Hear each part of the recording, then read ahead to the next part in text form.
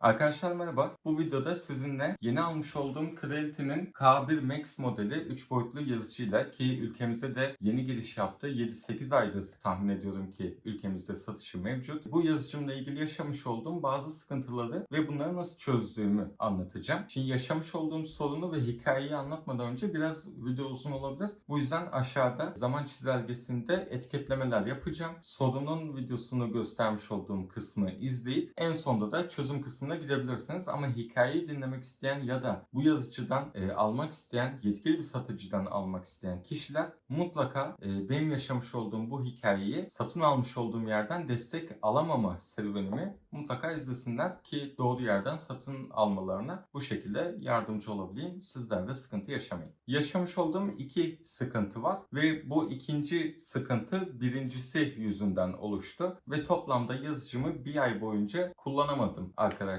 Bunlardan bir tanesi benim aslında iyi niyetimden dolayıydı. Diğeri ise malzemenin bana gelmesini beklememden dolayıydı. O kısmı ikinci videoda anlatacağım. Bu videoda yazıcının aslında tasarımında olan bir hata ve bunu çözmeye çalışırken yaşamış olduğum sorunlar ve bunları nasıl çözdüğümü sizlere anlatacağım ki gerçekten çok gıcık bir arıza. YouTube'a baktığımda ben de çözüm ararken bunu çok fazla kişinin yaşadığını gördüm. Şimdi ben soruna geçmeden önce almış olduğum kurumu bu videoda açıklayacağım. Yani nereden satın almış olduğumu açıklamak istiyorum ki bu videoda aslında onlardan aldığım ya da alamadığım destekten, tamir bakım hizmetinden de bahsedeceğim. Bu benim yaşamış olduğum bir sıkıntı olacak ama kesinlikle bu herkesin yaşayacak olduğu anlamına gelmiyor. Ben sadece bu videoda deneyimlerimi aktaracağım. Firma ile ilgili herhangi bir kötüleme yapıyormuş gibi gözükmek istemiyorum. Ancak benim yaşamış olduğum deneyimi size anlattıktan sonra siz buna kendiniz karar verirsiniz diye düşünüyorum. Ben İleri 3D firmasından yazıcıyı aldım.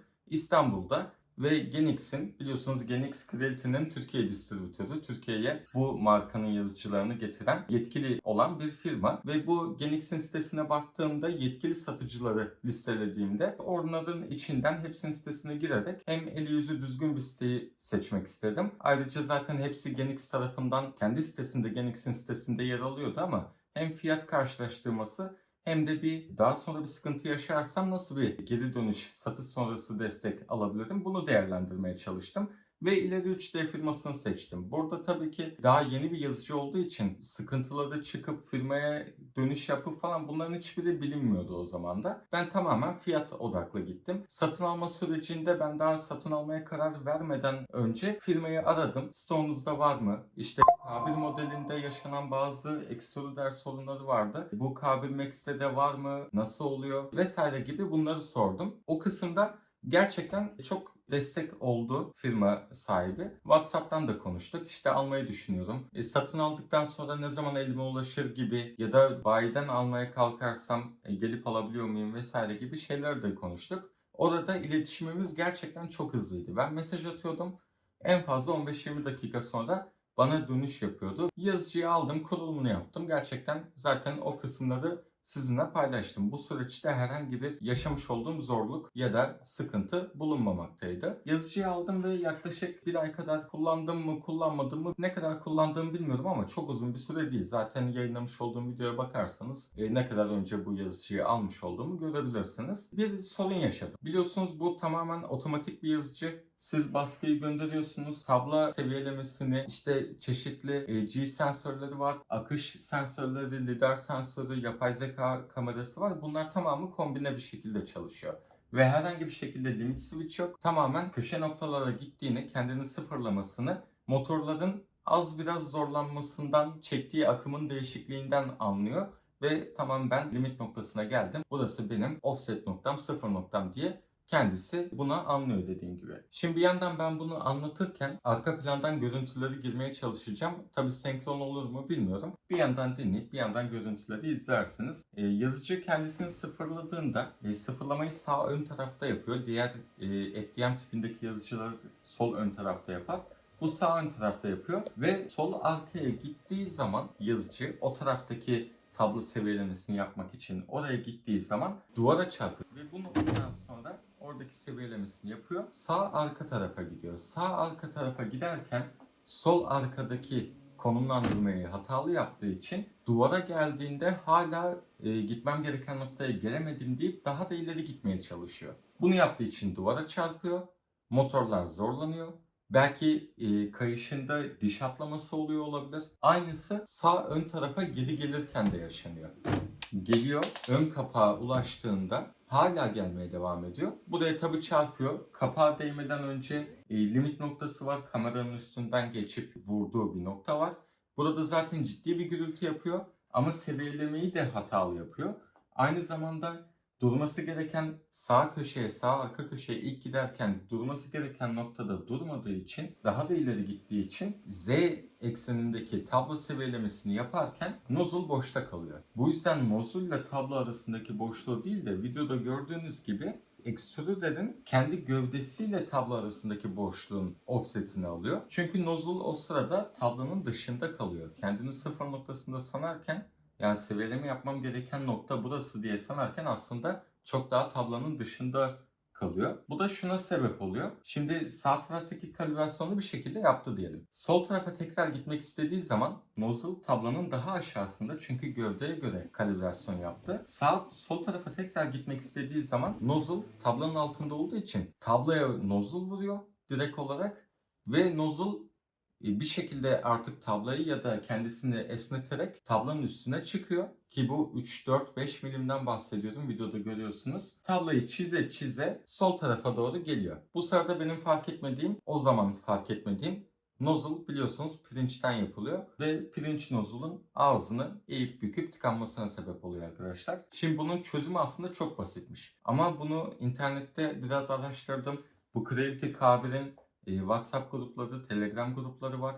Aynı zamanda yabancı forumlara çok baktım. Kimisi diyor ki anakart arızalanmış, inşallah garantiden değiştirirler. Kimisi diyor ki servise göndermen lazım, orada kaç hafta beklersin artık bilmiyorum gibi şeyler var. Benim gözüm bayağı korkmuştu. Kendim buna çözüm bulamayınca öncelikle satın almış olduğum ileri 3D firmasına WhatsApp'tan yazdım. Hatta yetmedi. Size bu videoda az önce izletmiş olduğum videoların toplamda 15 dakikalık bir versiyonunu çektim ve onu da WhatsApp'tan kendilerine attım satın aldığım firmaya. İşte ayarlamalarından, ısınmasından hiçbir kesip biçme yapmadan bir baskının başlamasından kalibrasyondaki hatanın yaşanmasına ve bu hataya rağmen baskıya başlamasına kadar tüm süreci attım. Cevap alamadım ilk zamanlar. Sonrasında bir gün sonra tekrar yazdım. Hani işim görülsün istiyorum aslında. Bu yüzden çok da darlamak istemiyorum. Bir gün sonra tekrar yazdım. Baktım gene cevap yok. Ertesi gün bu sefer aradım. İşte hastaydım, yarın dükkana gideceğim, video atın siz ben bakarım falan. Video attım aslında ve WhatsApp'tan görüldüğü de görüyorum. Video attım zaten dedim. Hangi isimle, hangi numaradan attığımı, bu numaradan attım vesaire gibi söyledim. Tamam ben yarın ofise döndüğümde şu an hastayım, bakacağım gibi şeyler söyledi ama yarın oldu, bir hafta oldu, 1,5 hafta oldu. Gerçekten bu süreler bir şekilde geçiştirildi ve benim arızamla asla ilgilenilmedi. Ben de ne yapacağımı bilmiyorum. Hani satın aldığım yer aynı zamanda yetkili teknik servis olarak da sitesinde geçiyor. Genix'te de geçiyor. Kendi sitelerinde de geçiyor. Yani bu yüzden onlarla çözüm bulmam gerektiğini düşündüm. Çözüm bulamayınca artık 1,5 hafta olduğunda artık Genix'e ulaşmam gerektiğini düşündüm. O sırada bu arada uzun kullanıcı deneyimi videosu yapmak istiyordum. Bu yüzden bir sürü baskı almam lazım. Çeşitli filamentleri denemem lazım. Sonuçta bu yazıcı birçok değil, tüm filament türlerini basabiliyor. O kabiliyette bir yazıcı. Ve özelliklerine daha ben alışamamışken işte LiDAR'ı nasıl kullanılıyor, yapay zeka bir hata algıladığında telefona bildirim gönderiyor vesaire. Bunlara alışamamışken arıza aldım ve 1,5 haftadır yazıcı yatıyor. Genix'e bir mail attım. Aynı zamanda tabii ki YouTube kanalımdan bahsettim. Böyle içerik yapmak istiyordum ama şu an elim kolum bağlandı. Satın aldığım yerden herhangi bir dönüş alamıyordum dedim. Artık tabii sabrımın sonuna geldi. Genix'ten de işte bugün akşam attım diyelim. Yarın öğlen oldu. Herhangi bir dönüş alamayınca bu sefer Genix'i aradım. Oradaki teknik destek kısmına bağlandım. Yaşadığım hatayı söyledim. Bunu hani size göndermek istiyorum deyince bana dedi ki satın almış olduğunuz firma aracılığıyla bize ancak yazıcıyı gönderebilirsiniz dediler. Biz direkt hani son kullanıcıdan ürün almıyoruz distribütör firma olarak dediler. Dedim ben de yaşadığım sorunu anlattım artık. Ya almış olduğum firmayla 1,5 haftadır zaten iletişim kurmaya çalışıyordum ama kuramıyorum dedim. Bunun sonucunda işte benim iletişim bilgilerimi, satın almış olduğum firmayı, internet sitesini vesaire benden aldılar, not ettiler ve biz firmayla görüşeceğiz. Size en kısa sürede yardımcı olmaya çalışacağız dediler. Ve görüşme sonlandı. Şimdi bu iletişimden sonra birkaç arkadaşıma videoyu gösterdim. Ve bir arkadaşım buna benzer Bumblebee'nin bir cihazını kullanıyor. Yaşamış olduğum sorunla ilgili bir yorum yaptı. Ve gerçekten nokta atışı bir yorumdu. Şimdi o çözümü size göstereceğim. Onu göstermeden önce bu çözüme ulaştıktan bir gün sonra satın almış olduğum yer, yani İleri 3D firması beni aradı. Dedi ki abi keşke distribütöre kadar aramasaydın, bana ulaşsaydın, ben en kısa sürede yardımcı olurdum dedi. Yani zaten 1,5 haftadır ben ondan destek almaya çalıştığımın farkında bile değil. Yani beni unutmuş. 1,5 haftadır her gün WhatsApp'tan yazıyorum. 2 güne bir arıyorum. Bazı günlerde 2 kere aradım. Bir sabah aradım, bir akşam aradım.